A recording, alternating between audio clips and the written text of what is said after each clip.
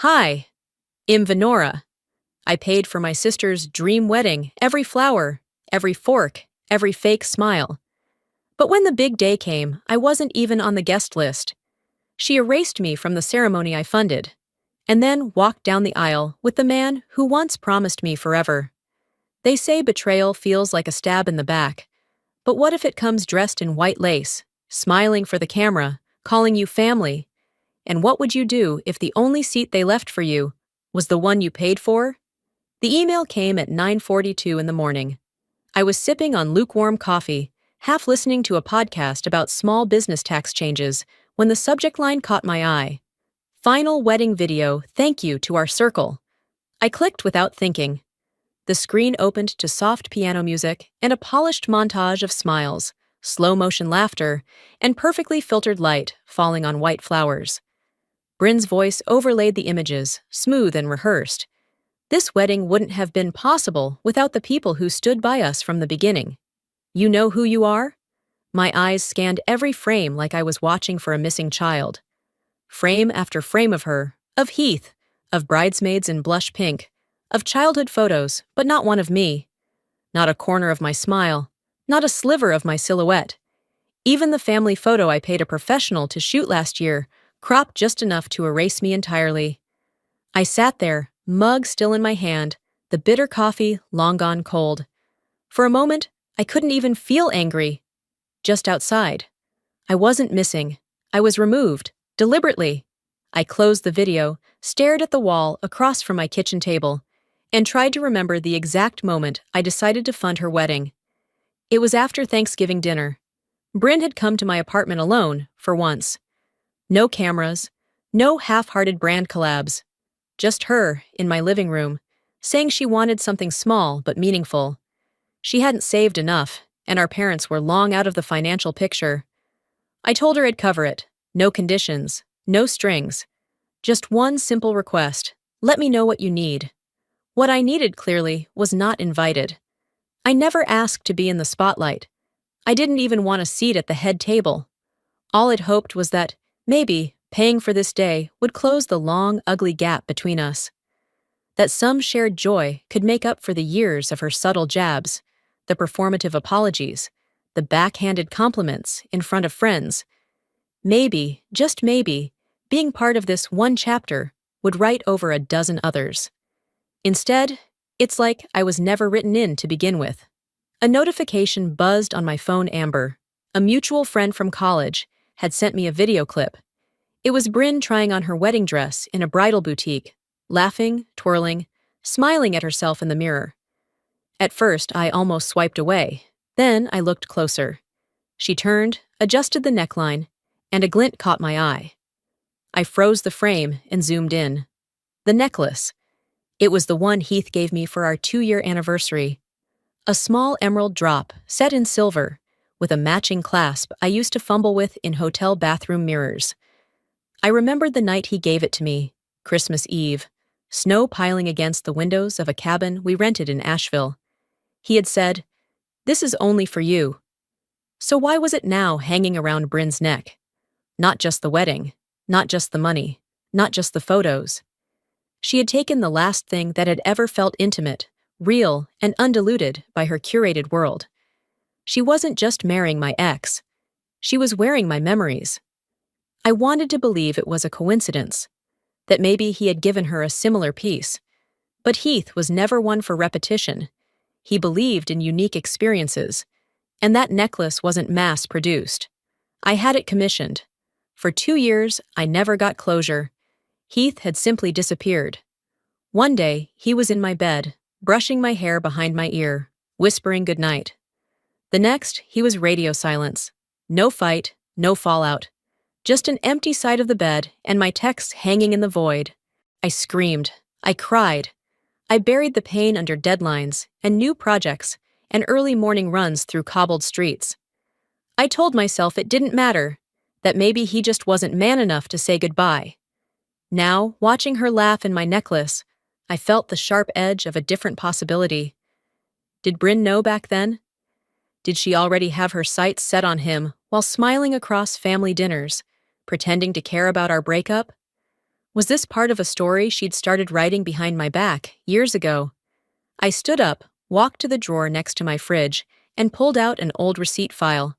I found the one from the jewelry shop, folded with care.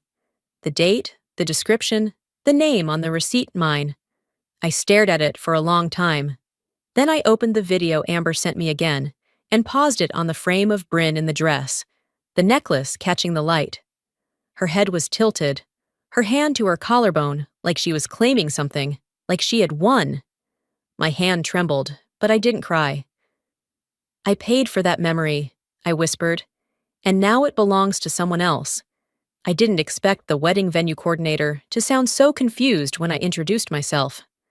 I'd called to confirm the final floral arrangements, simple, harmless, but the pause on the other end of the line dragged on a beat too long. "I'm sorry," she said, her voice light but firm. "Are you Bryn's assistant?" That one sentence knocked the wind out of me more than I cared to admit. "No," I answered too quietly. "I'm her sister." Another pause. Then she continued, as if reading from a screen. "Well, all of the vendor contracts are listed under Ms. Bryn Hall. I'm afraid we're not authorized to make changes or disclose details to anyone else." I didn't hang up right away.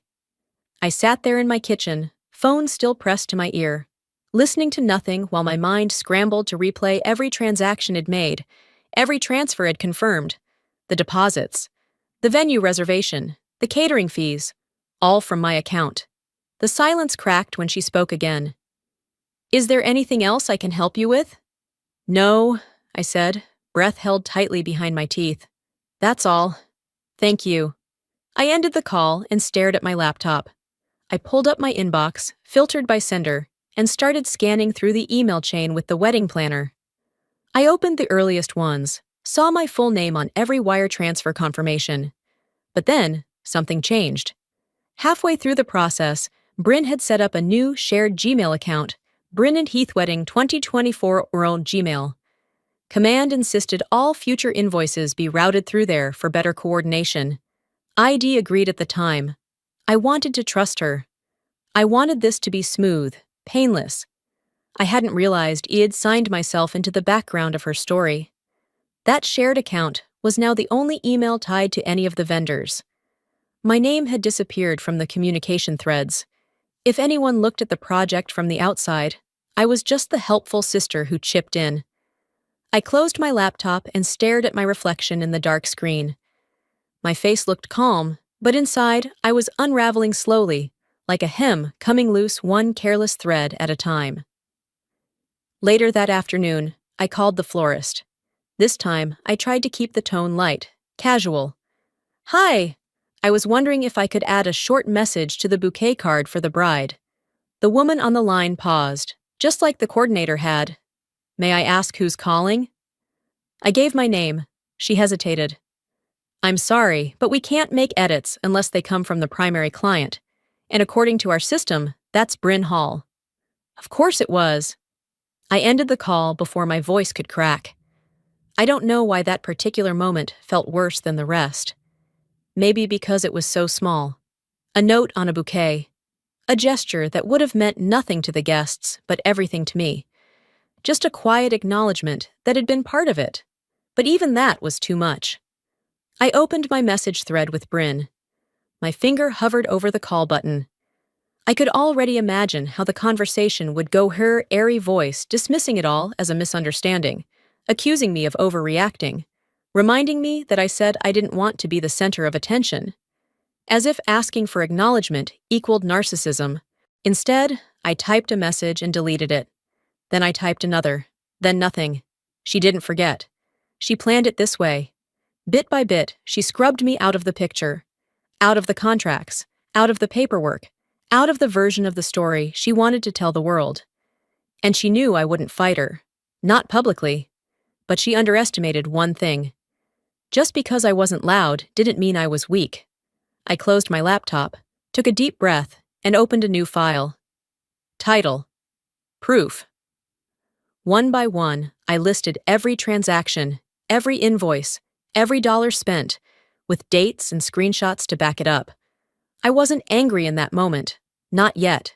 Just precise. She thought I'd funded a wedding, but I was beginning to realize I'd financed my own erasure. The apartment was quiet, except for the soft hum of the ceiling fan. I lay on the couch, the same one where Heath used to sit with his feet on the coffee table, drinking peppermint tea he claimed not to like. My phone screen lit the room in a faint glow, showing the last text I'd ever received from him. It was 4 years old, a single thumbs-up emoji. For months after he vanished, I'd scrolled through our entire message history more times than I care to admit. At first, trying to find some clue, then just out of habit. I told myself he probably panicked, that maybe he didn't know how to end things, that perhaps I was too intense, too serious, too unwilling to pretend I didn't care. But tonight, that version of the story didn't sit right anymore. I tapped the search icon in our chat, just to feel like I was doing something. I typed the word breakup. Nothing came up. I tried done, then over. Still nothing. Then a message from Megan popped up, a memory from Facebook, a photo of all of us at Bryn's birthday dinner 3 years ago. The one where Heath was already distant. The one where Bryn kept refilling his wine glass, like it was some kind of flirtatious reflex. I sent back a quick thumbs up, followed by, "Wow, feels like a lifetime ago." I haven't seen Heath since shortly after that. She responded almost immediately, "Wait, didn't you break it off?" My stomach nodded. "No." He just stopped responding. There was a pause, then a screenshot.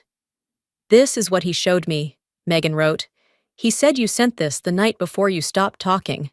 The screenshot was of a text thread. My name at the top, my profile picture. The message, "It's over. I can't do this anymore. You're not the man I thought you were. Please don't contact me again." Dated 11:12 p.m., 3 days after Bryn's birthday dinner. I never sent that. My heart pounded as I stared at the screen. It looked like me.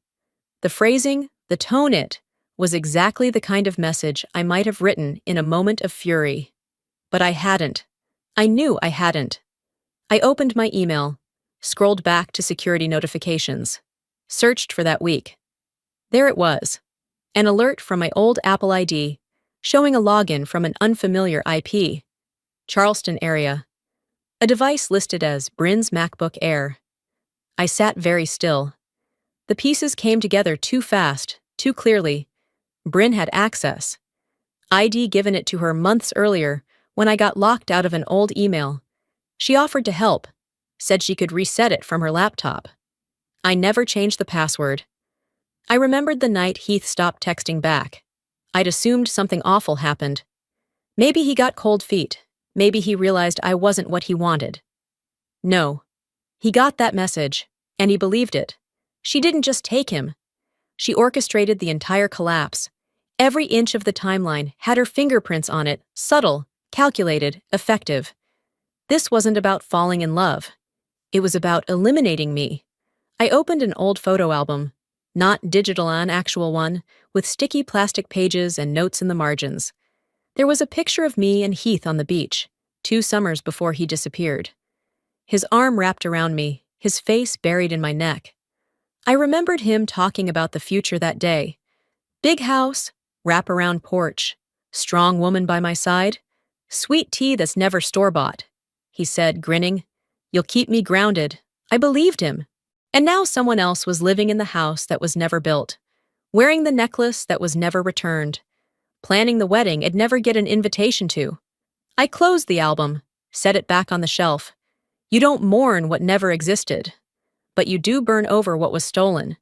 My fingers opened the spreadsheet ID labeled proof. I clicked rename, the case. I added a new tab, emotional damages. I typed one line, Exhibit A, forged breakup message used to terminate relationship under false pretense. Then I added another, Exhibit B, shared device access used to impersonate and manipulate communication. My cursor hovered over the contact information for a local attorney I'd once met at a women's business brunch. She told me then, sometimes being silent isn't gracious. It's just giving them more time to bury you. I wasn't interested in burying anyone, but I was absolutely done pretending I hadn't seen the shovel. 5 days before the wedding, I sat in my car outside the venue I helped pay for, hands resting on the wheel, knuckles pale from how tight I'd been holding. The sun had dipped just enough to cast long shadows across the gravel lot. I wasn't here to cause drama. I wasn't even planning to get out of the car at first. But something in me, it wasn't spite. It wasn't pride, just wanted to see the flowers. The arrangements were scheduled to be finalized today. Pale roses with pops of sunflowers, my suggestion, my funding, my idea. I'd pictured them 100 different ways, imagining how they might soften the otherwise stark columns of the old southern estate Bryn had chosen for her storybook moment. I took a deep breath, smoothed the front of my cardigan, and stepped out. The venue gates were wide open. 2 security guards stood casually near the side entrance, nodding to arriving guests and vendors. I walked slowly, purposefully, like someone who belonged. Because I did. "Hi," I said, approaching one of them. "I'm here for the floral review. Name's Venora Hall." He looked down at his clipboard, finger sliding along the printed list. Then his eyes narrowed slightly. "I don't see you here." "I'm her sister," I added, keeping my tone level. "This won't take long." He looked at me again, this time with the kind of polite pity you offer to someone who's clearly about to be disappointed. "I understand," he said, "but I was given strict instructions. Only those listed under the approved family and vendor entries can go past this point." I blinked. "I'm not on the family list?" He hesitated, then shook his head. "No, Mom. Only immediate family, or those with pre-clearance." "Sorry, immediate family." That phrase echoed louder than it should have.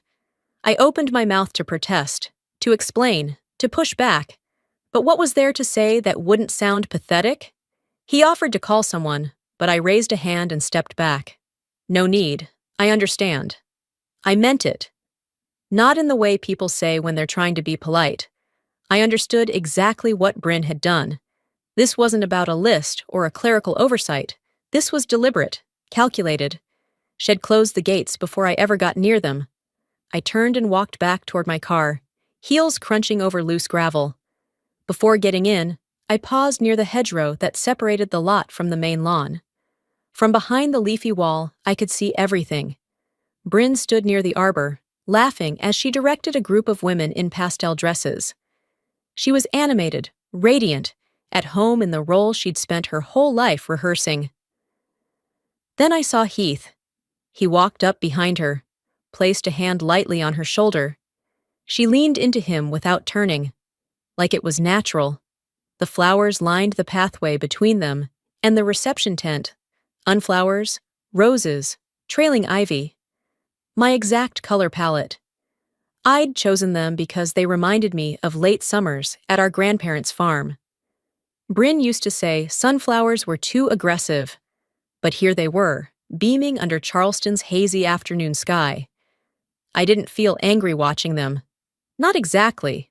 What I felt was gone. Like someone had lifted me out of a picture and forgotten to fill the space back in. I sat back in my car and stared at my phone for a long time. Then, without thinking, I opened my messages and started typing. I stopped by today. I wasn't trying to make trouble. I just wanted to see what I helped build. I stared at the words, thumb hovering over send. Then I deleted it. Instead, I opened my notes app and wrote, erased, funded it, designed it, not welcome. I hit save, closed the phone, and turned the key in the ignition. Halfway down the driveway, a notification buzzed. It was a mass text from the wedding planner. Final seating charts have been locked. No late changes permitted. I laughed quietly, not because it was funny, but because it was confirmation. She hadn't just removed me from the table. She'd locked the doors and tossed the key before I even showed up. 3 days before the wedding, I texted Bryn a single line. "Let's talk. Somewhere public. Just you and me." She replied with a thumbs up and a time. 3 p.m., downtown. It wasn't a refusal, but it wasn't a yes either. It felt like how someone confirms a haircut obligatory, impersonal. I chose the calf. Small, polished, quiet. No risk of confrontation spiraling into spectacle. I wore dark jeans, a button-up, no makeup. She arrived 12 minutes late, in heels and sunglasses, dressed like she was attending a ribbon cutting. Her perfume hit the air before she even pulled out the chair. "Hey," she said, like we were brunching after yoga. "You look efficient." I didn't bother with pleasantries. I reached into my bag and pulled out the printed records. 3 manila folders, labeled venue, catering, decor. She didn't touch them. Instead, she leaned back and took a sip of her latte. "Is this an audit?" "No," I said. "It's a reminder." I laid the folders flat on the table. $42,983, 12 transfers, 17 vendor emails, 6 contract PDFs. All from me, not a single dollar from you. And yet, I pulled out the latest draft of the wedding program, the one her planner accidentally CC'd me on out of habit. I pointed to the bottom corner, where sponsor acknowledgments were usually listed. There, in dainty script, it read, "In honor of our silent patrons." Bryn took another sip. "I just assumed you'd want to stay out of the spotlight." "Why would you assume that?" "Because you're private. And honestly, people like you don't need credit. You already have a career, stability, whatever. You don't need this." My jaw locked. She was speaking in that syrupy tone she always used, when she needed people to believe she was being kind while slicing their knees out from under them. I didn't raise my voice. "What you did wasn't subtle. You erased me. On purpose." Bryn smiled slightly. "This isn't personal, Ven. It's image management. Too many hands make things messy. The narrative works better if it's just me and Heath pulling this together. It's cleaner." I could already hear her rehearsing this same line at her post-wedding brunch. Telling people I'd been difficult, that they tried to include me, but I'd chosen to be dramatic, that they kept it classy. She didn't care about truth. She cared about optics. "I'm not here to fight," I said calmly. "I'm here to make it clear. You crossed a line, and am done pretending I don't see it." She leaned in, her smile twitching. "Are you threatening me now?" "No," I replied, reaching for the folders and stacking them back into my bag. "I'm promising clarity." She said nothing for a few seconds, just drummed her nails against the ceramic cup. "I guess I expected you'd be more grateful. Most sisters would be." "Grateful?" I looked her straight in the eye. "I paid for your fairy tale, and you edited me out of the credits. That's not gratitude, that's theft," with a smile. She stood first, adjusting her sunglasses like Wed just wrapped up a business pitch. "I'm sorry you feel that way," she said, which of course meant she wasn't sorry at all. I waited until she was gone, the scent of her perfume still trailing in the air like a smirk. Then I opened my phone, navigated to the folder it labeled the case. I added a new note. Contingency plan execution date, rehearsal night. I didn't need her to admit what she'd done. I didn't need her to apologize. What I needed was for anyone to see what she truly was, without me having to spell it out. And if that meant letting her burn her own script down, I was happy to supply the match. The morning of the wedding, I woke up before the sun. Not because I was anxious or hurt or curious. I woke up because I had something to do, and I intended to do it with both hands steady. I moved from bed to the kitchen counter with practiced calm, sliding open my laptop before the kettle even whistled. The light from the screen washed over the granite. No clutter, no mess. Just a single tab open to my business banking portal. The account was labeled Bryn Wedding Fund, a name I'd assigned to keep the ledger separate from my day-to-day operations. Over $40,000 had moved through it in the past 3 months. I entered my password, paused at the prompt, then clicked, Freeze account. The confirmation popped up in less than 3 seconds. This account has been temporarily disabled. No transactions may be processed. I stared at the line of text and let out one quiet breath. "Let them find out the way I did," I murmured, and shut the lid. By 11:20 a.m., the first domino tipped. I wasn't there in person, of course, but I didn't need to be. A cousin had decided to live stream the event on social media, bless her heart, and the feed was clear enough to show everything. The DJ's music cut mid-introjust as the groom's parents were being escorted in. Silence followed, then static. Then a man's voice, off-screen, asking, "Is this thing on?" The screen shifted to the dance floor, where the caterers stood frozen, glancing at their phones. One of them was already on a call, mouthing the words declined and reversed. Bryn's voice appeared next. Sharp. High. She stormed toward the catering staff in heels too tall for the speed she was walking. The plannered-faced and visibly sweating followed her, gesturing frantically to someone just off camera. I could see the tension bleeding into the guests. The smiling stopped. The small talk fizzled. People pulled out their phones, looked around. A woman in a pale blue dress leaned over and whispered something to a man in suspenders, who shook his head and frowned. The feed glitched, then cut out entirely. I set down my tea and let the silence of my apartment settle in like a warm coat. The whole thing was happening 20 miles away, but it felt like it was on another planet. My phone started buzzing around noon. First it was the wedding planner, 3 calls in a row, all unanswered. Then Heath. Then my father.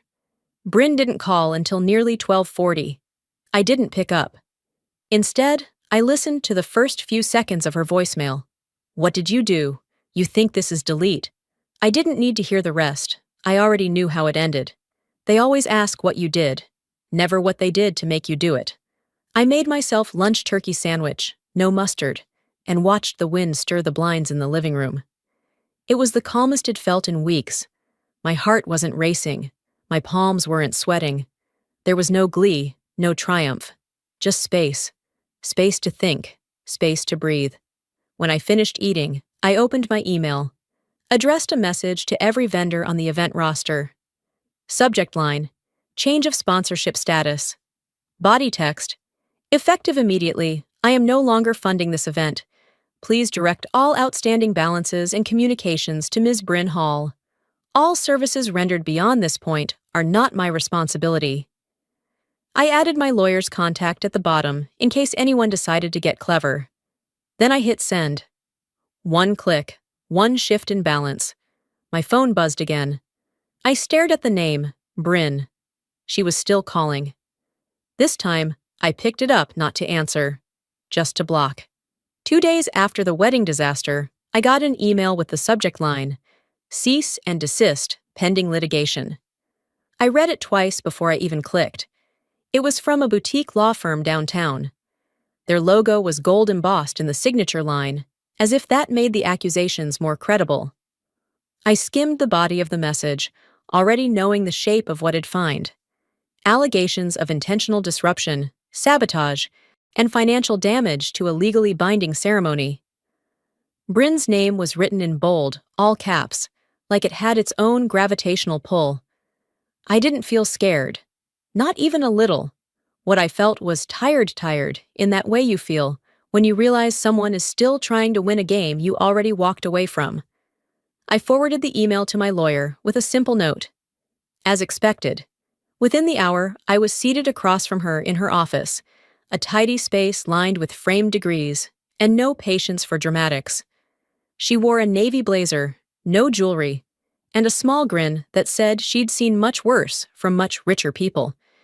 She read the message in full, then exhaled through her nose. "This is adorable." I couldn't help smiling. "I've got the receipts," I said, sliding over a USB drive. "Oh, I know," she replied. "And I've got the timeline, the bank records, the vendor statements. She wants to make this public?" "Let her." "Well, respond with facts and a PDF index." I nodded. "No statements from me, no social media, just paper." "Smart," she said, tapping a key on her keyboard. "Let them spin their story. We'll anchor ours in contracts and screenshots." By the following morning, a local blog that covered Charleston weddings posted an article titled, "Luxury Wedding Crumbles Mid-Ceremony. Sources cite frozen funds and legal fallout." I didn't leak it. I didn't need to. That kind of mess travels on its own legs. A second article popped up an hour later. This one named Bryn directly. Unconfirmed but credible sources say the bride's estranged sister had been the sole financial backer and was quietly removed from all acknowledgments prior to the event. Heath's employer shared the article internally. A friend who worked in HR forwarded me a redacted screenshot. He was now under reputation review. When I read that phrase, I felt nothing, just a sense of symmetry. By noon, Bryn started posting vague Instagram stories, photos of champagne glasses and black and white quotes like, "Jealousy is a disease, get well soon." The irony was almost poetic. That night, she called me 3 times in a row. I didn't pick up. On the 4th try, she left a voicemail. "I never thought you'd actually go this far," she said. "You didn't have to humiliate me like this. I hope it was worth it." I saved the message. Then I uploaded it to a folder titled Legal Response Exhibits. No reply, no statement, no escalation. I wasn't here to trade barbs or subtweets. I was here to remind her I'd stopped playing her game the moment I pressed freeze. Later that evening, my lawyer sent a response to Bryn's counsel. My client requests no further communication unless formal charges are filed. She is prepared for depositions. Should Ms. Hall wish to pursue legal action, we welcome the opportunity to present our documented financial evidence. I read it twice, then sipped from the glass of wine I'd poured for myself. The city outside my window was quiet, lit in soft amber, the air just starting to turn from warm to cool. For the first time in months, I didn't feel like I was surviving her story. She was finally surviving mine. A week had passed since the last letter from Bryn's lawyer hit my inbox. Silence followed, no calls, no statements, no more late-night rants disguised as voicemails. I thought it was finally over. Then Darlene texted me. "Can you stop by for tea? There's something of your mother's I think you should have." I stared at the message for a while before replying. We hadn't spoken face-to-face since before the wedding. I hadn't seen her at the ceremony, not even in the blurry live stream. I assumed she hadn't been invited. Or worse, had been told not to come. I agreed to meet her that afternoon. She still lived in the same quiet beige house just off Rutledge Avenue. The porch hadn't changed. Neither had the potted ferns that flanked her front steps, or the faint smell of cinnamon that always lingered in her kitchen. She led me to the sunroom, where my mother used to read in the late afternoons. Everything about the space, its stillness, its filtered light, felt like stepping backward in time. A needle of something sharp pressed behind my ribs. Grief, maybe, or guilt for avoiding it so long. Darlene brought out a wooden tea tray and sat opposite me without saying much. For a moment, we just listened to the quiet. Then she reached down beside her and brought up a small navy velvet box. "She asked me to keep this for you," Darlene said, her voice soft, back when she knew she wouldn't have long. I opened the box slowly, already knowing what I'd find. Inside was my mother's wedding ring. Not just any ring, but her ring, the one she wore in every photo. The one I used to slide onto my finger when I played dress-up in her closet. Gold, slender, with a tiny marquise diamond flanked by 2 emerald chips. I stared at it.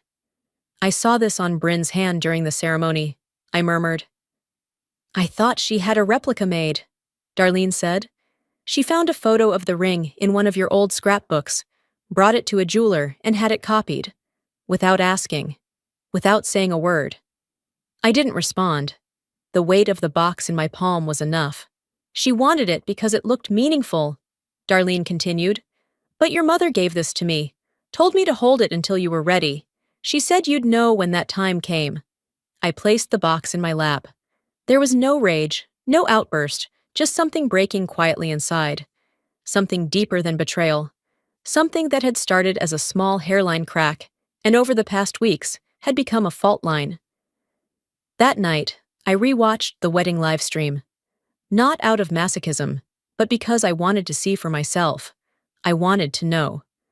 I watched Bryn slide the fake ring onto her own finger, all smiles and camera angles, then step to the mic and say with a teary voice, "I wish Mom could be here, but I know she'd want me to have her blessing. I closed the laptop and whispered, "She did." And it wasn't for you. Scrolling through social media posts from the wedding, I stumbled on another clip.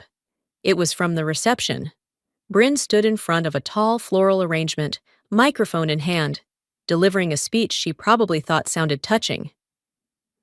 "I want to thank my mom Darlene for showing me what strength looks like." She said it so easily, so convincingly, like the woman she'd ignored for 15 years had always been her North Star. But I remembered the arguments, the eye rolls, the years of pretending Darlene didn't exist unless she needed something. I turned the volume down and looked over at Darlene, now sitting across from me in her favorite chair, sipping tea like none of it had happened. "She called you Mom," I said. Darlene smiled gently, not mocking, not bitter.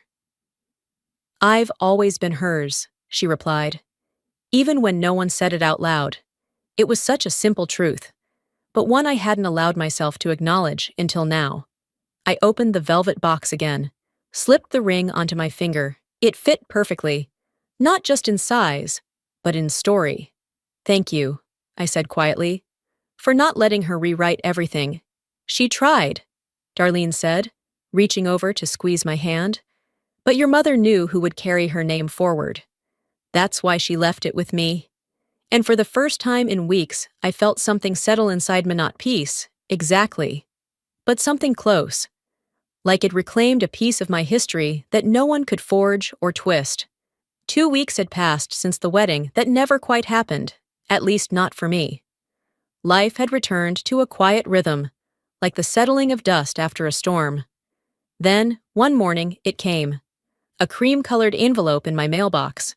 Heavy cardstock, gold foil along the edges, and my name written in an elegant calligraphy font I recognized instantly, not handwritten, but printed. Impersonal. Distant. Still, I opened it slowly, letting my fingers feel the weight of the paper, the way people handle things that once mattered deeply. It was the official wedding invitation, the one I was never supposed to see. A quote adorned the front. "To love and be loved is to feel the sun from both sides." Below it, their names, Bryn and Heath, shimmered in metallic ink, like a final flourish meant to dazzle. Inside it read, "To our cherished circle, thank you for being part of our story." I let it fall onto the kitchen counter, right beside an empty mug and yesterday's unopened mail. I stared at it for a moment, not in shock, not even in sadness, just a stillness that came from truth finally confirming what I'd always known. It wasn't an oversight, it was a choice. It had always been a choice. Later that day, I did something unexpected. I went into the attic and pulled down a box I hadn't opened in years. Inside was my mother's old photo album, filled with fabric swatches, dried flowers, and notes written in her delicate script. On one page, taped carefully next to a faded sketch, was a note that read, "For your day when it comes." The sketch was of a wedding dress, long, flowing, with lace sleeves and a high neckline, timeless and modest. My mother had drawn it when I turned 20. It was always meant for me, but I recognized it. Bryn's wedding photos had recently gone public. The dress she wore, same cut, same sleeves, same antique-style buttons down the back. It wasn't inspiration she'd borrowed. It was replication. She hadn't just taken the spotlight. She'd taken the script.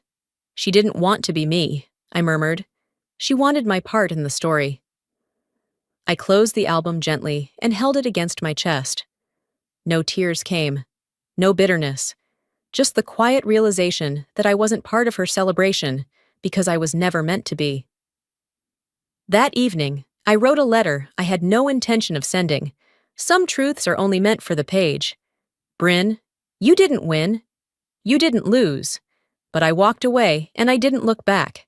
That is a freedom you'll never buy. You wanted the applause without the performance.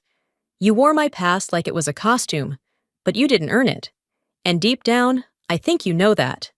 I folded the letter and slipped it into the velvet lining of my mother's jewelry box, resting it beside the real ring, the one that mattered. Not for its value, but because of what it stood for. Legacy, choice, survival. The next morning, I went for a walk along the waterfront trail I used to stroll with Heath, back when dreams were still shared in whispers, and the future felt like a promise. I passed the bench where he once said, "One day, this'll all be ours." Now it was just a bench, just a stretch of sidewalk, just wind and salt and time. There were no ghosts left to greet me, just air, just peace. Farther down the trail, I saw a young couple posing for engagement photo sloughing, awkwardly repositioning, the way people do when they still believe in magic. I didn't look away. I didn't tense. Instead, I touched the ring on my finger, my mother's ring, and whispered aloud, "Some inherit pain, some inherit gold. I inherited both. And I won't waste either." I kept walking, feeling the breeze shift as if the harbor itself had exhaled. At the end of the path, I found a bench. I sat for a while, letting the noise of the world fade behind the rhythm of the tide. I didn't need closure. I wasn't waiting for apologies or recognition. I wasn't hoping for a door to open. I had built my own. And I had locked it behind me. Some wound scab, some wound scar. The difference is in how we carry them. Scars don't beg for pity. They don't demand revenge. They just say, "This happened." And I survived. And I did. I didn't get the wedding. I didn't get the toast. I wasn't on the guest list. I wasn't thanked in any speech or tagged in any post. But I got something else. I got my name back. I got my voice back. And I plan to keep both. There comes a time when you stop needing apologies and you start craving clarity. For me, that time came not with revenge, but with release. Sometimes, walking away doesn't mean weakness, it means finally choosing yourself. When people try to rewrite your role in their story, you have two choices: chase their version or write your own. I've learned that not everything broken needs fixing. Some relationships aren't meant to be repaired, they're meant to be remembered as lessons. And sometimes the most powerful thing you can do is quietly refuse to participate in someone else's performance. What about you? Have you ever been erased from a story you helped build? Did you ever choose silence, not out of fear, but out of strength?